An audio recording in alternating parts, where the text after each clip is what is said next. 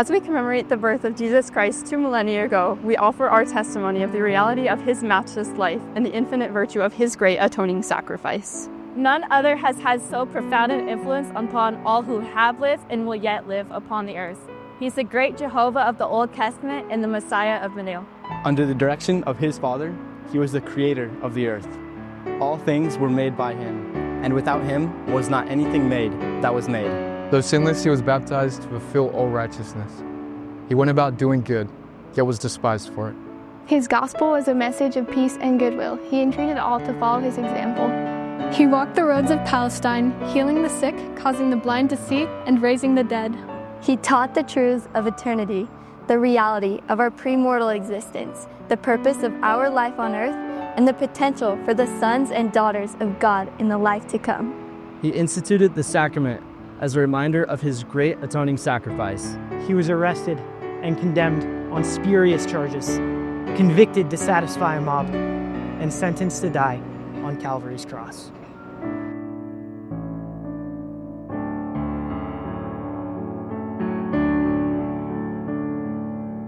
He gave his life to atone for the sins of all mankind. His was a great vicarious gift in behalf of all who would ever live upon the earth. We solemnly testify that his life, which is essential to all human history, neither began in Bethlehem nor concluded on Calvary. He was the firstborn of the Father, the only begotten Son in the flesh, the Redeemer of the world. He rose from the grave to become the firstfruits of them that slept. As risen Lord, he visited among those he had loved in life. He also ministered as other sheep in ancient America. In the modern world, he and his father appeared to the boy Joseph Smith, ushering in the long-promised dispensation of the fullness of times. Of the living Christ, the prophet Joseph wrote, "His eyes were as a flame of fire. The hair of his head was white like the pure snow. His countenance shone above the brightness of the sun, and his voice was the sound of the rushing of great waters, even the voice of Jehovah, saying, I am the first and the last. I am he who liveth. I am he who was slain. I am your advocate with the Father." Of him the prophet also declared, "And now, after the many testimonies which have been given of him, this is the testimony, last of all, which we give of him, that he lives.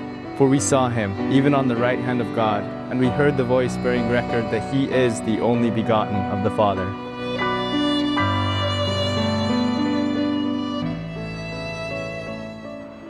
That by him and through him and of him, the worlds are and were created, and the inhabitants thereof are begotten sons and daughters unto God.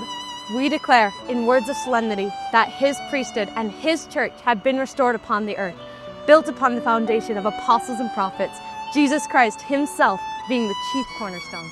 We testify that he will someday return to earth, and the glory of the Lord shall be revealed, and all flesh shall see it together. He will rule as King of kings and reign as Lord of lords, and every knee shall bend and every tongue shall speak and worship before him. Each of us will stand to be judged according to our works and the desires of our hearts. We bear testimony as his missionaries that Jesus is the living Christ, the immortal Son of God. He is the great King Emmanuel, who stands today on the right hand of his Father. He is the light, the life, and the hope of the world. His way is a path that leads to happiness in this life and eternal life in the world to come. God be thanked for the matchless gift of his divine Son.